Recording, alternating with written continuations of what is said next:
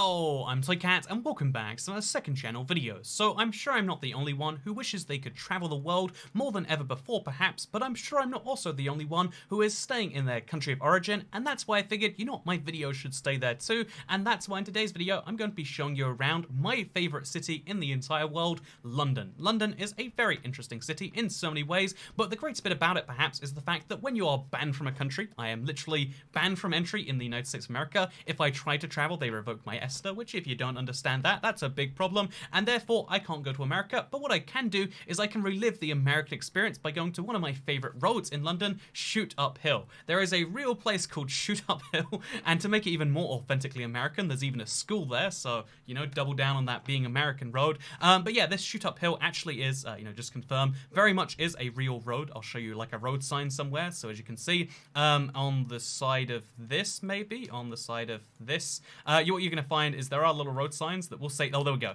Mudchute Uphill, part of the London Borough of Brent in Northwest 2. So this is very much a real road, but the interesting thing about it is the fact that although it's Mudchute Uphill, it's a huge road, part of the A5, you can see how the title of this road actually changes as you go up. It's the A5 for a decent length of it, and then if we go a little higher up, it's like the exact same road, just becomes Stone Grove right here. If you look in some other sections, you can see how it's like Edgware Road for a little bit over here. It's a very confusingly, named road that changes title as it goes down, and therefore Mudchute Uphill is actually only for the little bit over here. So yeah, there's a little bit called Mudchute Uphill. Why is it called that? I mean, I cannot find out for sure. A part of me likes to believe that it's because that's where you go to shoot up, but, you know, I like to believe it's the American bit of London. Speaking of American influence in London, except not actually, but it sounds like it is, I found a place that I loved called Green Hill. I'm a big fan of the Sonic franchise, and the fact that there is a Green Hill, like a little area of London, and also a Green Hill Way, by the way. There's a way to get to Green Hill. It's a really cool thing. This is what Green Hill looks like. I mean, I'm sure Sonic would not be impressed by the Travelodge. You know, maybe Green Hill Zone is really defined for the budget-oriented, hotels, and this is a great place to enjoy that. Wow. It even has a Chinese restaurant to tie it into that Iceland video, and a mailboxes, etc. Wow, you know, this is all you need in a place. I'd love to live in Green Hill, that's for sure. But interesting, because, you know, we could talk about city place names all day. Did you know there's a place called White City? And, you know, to be kind of funny about this, do you know what happens in White City? It's just a giant shopping center and also the BBC headquarters. So broadcasting and like suburban mall shopping. Wow, this isn't actually suburban, is it? This is like very much in the heart of the city. But one of the biggest shopping centres in London, Westfield, is there, and also the big headquarters of the BBC. Wow, White City living sure sounds correct to me. But also we can take a look at like the London Transport Network. So this is the underground network combined with all the overground. It's a messy map to look at, but allow me to show you some funnily named stations, because this sounds fake, you know, like Green Hill and Mudchute Uphill at least sound believable, but something that, again, maybe I'm immature for laughing at this every time. On the Isle of Dogs, there is something genuinely called Mudchute. This station right here, this station right here, my bad, is genuinely called Mudchute. And I don't know how they got away with naming it. I don't know how they're like, you know what, we're going to name this station right here, you know, this one for the south of the Isle of Dogs, we'll name that Mudchute, yeah? Does that sound good? Everyone on board with that? And everyone's just like, yeah, and they move on with their days. But more interesting than that, because this is actually quite recent, a much older station is if you go to the edge of the Piccadilly Line, you find a station called Cockfosters. So Cockfosters, again, they announce this every time, like, this train is for Cockfosters. We're going to all the stops, or something along the Piccadilly Line. It's a wacky little thing, in my opinion. But yeah, Cockfosters station, very real station, and because it's at the very other end of the line from Heathrow Airport, it means a lot of tourists who get on a train at Heathrow Airport, the underground stations, the first thing they hear when they get on the UK transport infrastructure is, this station is for, you know, this train is for Cockfosters, calling at, and then says a bunch of stuff. I find that funny. Maybe you do too. Or maybe you think that's real immature. You think you shouldn't be laughing at such silly place names, and you know what? I totally agree. I mean, a part of me is like, you know what? We could do this all day. We could point out silly place names all across the map, but how about we don't do that, okay? How about instead we go, you know what? London's an interesting city because of its place names, but it's also interesting because of its public transport network. One of the things that, because if we click on this map again, you can see just how well connected the center of London actually is in terms of rail lines. Like, these two stops are that far. Like, the number of stops like per capita in the center here is one of the things that makes London kind of great to explore. Because even if you don't intend on using public transport in London because you're one of those people, actually, I guess these days we're all one of those people, for the sake of not getting a disease that kills 1% of people. But in terms of if you're one of those people before this whole outbreak and you think public transport is the death, then I guess you were right. Good job. But second of all, London is one of the best connected cities for a whole bunch of reasons in that way, and allow me to show you some interesting maps. This first one is the actual London Underground map, if it was shown on a real kind of thing right here. And you can see, first of all, just how interesting it is that, like, oh yeah, the London map is really, really heavily focused in the center, and then there's just a bunch of lines going out. It looks almost like a brain network or something. And this shows something that a lot of people don't realize, because most people do just use public transport in the center, and that's most of your journeys. It goes out the edges when you want it to, but that's how tourists use a city. But for the people who actually live in a city, the way these public transport lines work is you live out in the very edge of a city, and it allows you to come into the center to do your job, and then you go back out to the edge. That's how most people are using public transport as a daily method. Very few people actually use it as like a from the center to the extremities, which is why most people going around the center go around the center, and most people are coming from the extremities in. Maybe that's news to some of you, maybe that's the dumbest statement that all of you know, but some of you might not know if you are in London for tourism reasons soon, which, again, I mean, like, technically you shouldn't be, but I'm not going to stop you, am I right? But yeah, here's the interesting thing, that you can actually walk between a lot of the stations in the center really, really easily. So, one of my favorite examples, like, you know, if you ever take the Piccadilly Line again, because, you know, this video is about the Piccadilly Line, you know, my thoughts and everything else is nothing. But yeah, basically, if you take the Piccadilly Line, you can see how, like, Leicester Square and Covent Garden are both on that same line, but they're literally, like, there's no such thing as blocks in London, but they're this far apart, in meters, actually. Allow me to show you how they are literally 300 meters apart, which you can walk in about 4 minutes, according to this map, but I reckon even less, in reality. Like, if you do a reasonably paced walk, you could do that even faster, I reckon. So yeah, Covent Garden, Leicester Square, or it's actually Covent Garden. I always put the N in there, but it's like Covent Garden and Leicester Square, super close together. Same as Piccadilly Circus. Get off at any of these stations, except don't get off at Covent Garden because it has elevators. It's a whole mess. It's generally faster, go the extra 2 minutes on the tube, get out there, and then walk backwards. But that's a whole different point that I don't want to be making in today's video. What I do want to say in this video is that, hey, did you know tube stations, even though they look like they're the same distance on a map, information design means they're actually not. So these stations are only a 4-minute walk apart. These ones are like 14, 26, 20. You can see how there's like serious distances between stations at some points. And the highest I could find was that Canada Water, if you decide you want to walk to Canary Wharf instead, is 144 minutes. And I was like, you know what? There's no way that can be true. There's no way. Someone has made a mistake here, right? So I was like, okay, Canary Wharf. From there, over to Canada Water, the next station on the line. And it turns out like, okay, 2 minutes on the tube, or 38 minutes via this.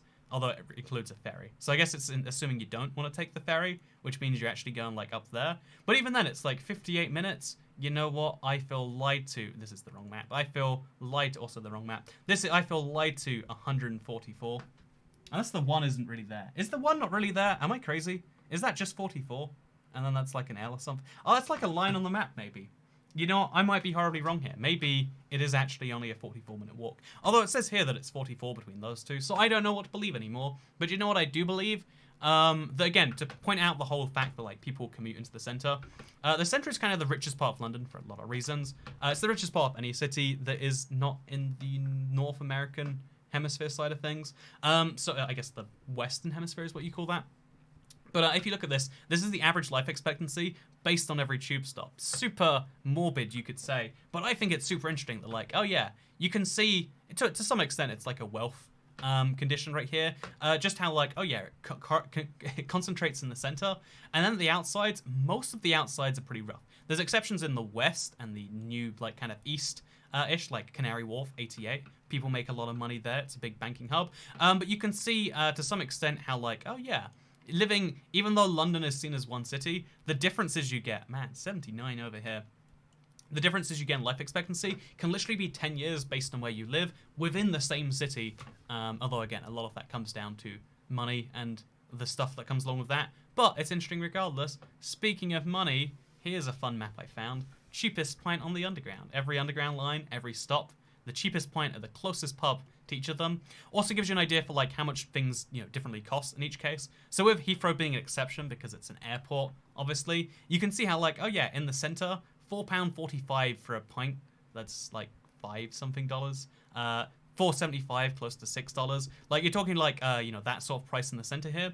Whereas you go a little bit outside, wow, $1.99 at Queensberry. Wow, you go to the edge of the Northern Line, £2.35.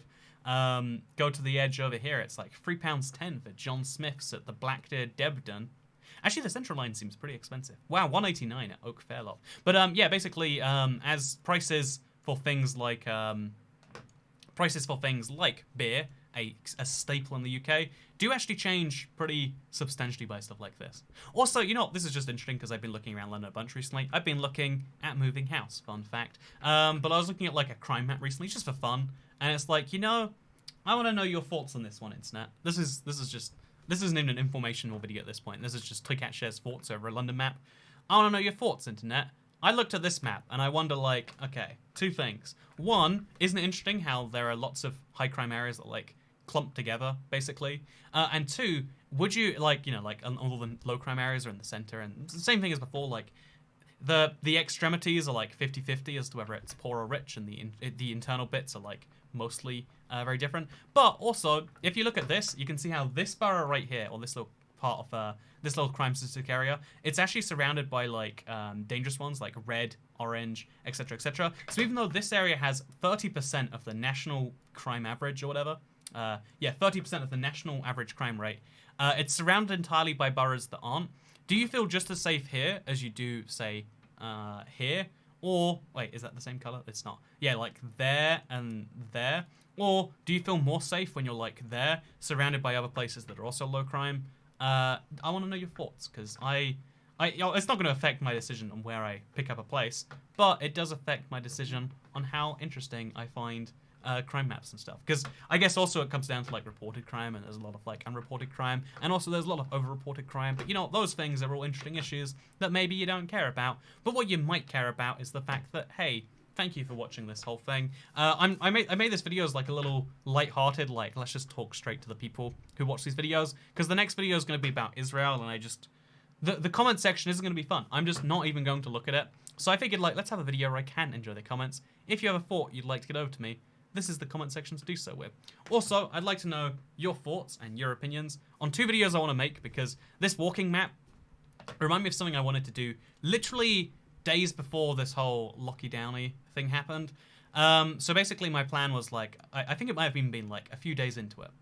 No, wait, it was the week before lockdown was announced, where like, ooh, things are bad, but also you can do whatever you want still. So basically my plan was like, what if we did like a walk along the Piccadilly Line, maybe even just the central bits, but like, or a walk along one of the lines and like explain the above ground route, because something I think is cool, like as maybe just a public transport nerd, or like I think transport as a whole, like getting people around is cool. That's how you make the world a better place. So as a transport nerd, I was like, it could be kind of cool to show you what it's like a whole above ground journey of one of these routes, because when all of the underground is predominantly underground in the center, so you don't get to see what you're missing at each of the stops. Maybe kind of cool to like walk along a line and show you like what's above here. Maybe you think that's terrible though. Also, let me know if you my book, This Book is Clickbait, I've just finished. I put it out for pre-order like 6 months ago, and Amazon cancelled it, and it demotivated me, so I kind of just put it on the shelf. Actually, it was like 7 months ago now, but I finished it again, and I was thinking of like making a video explaining like how you make money on Amazon books and how much money I've made. Would you be interested in that, or is that the whole like? Because again, I like to err on the side of here's the interesting thing about how you can make money, but I worry when I say it like that, people are like, oh, you're just flexing on us, Clickhat. Although I'm only flexing about a few $1,000s, but a few $1,000s is a lot of $1,000 in my opinion. $1,000 is a lot of $1,000, which is why if you have a spare 1,000, you know your man to give it to. But yeah, no, I hope you enjoyed this video. I hope that you did, and if you didn't, then goodbye. Second channel, do care. Bye.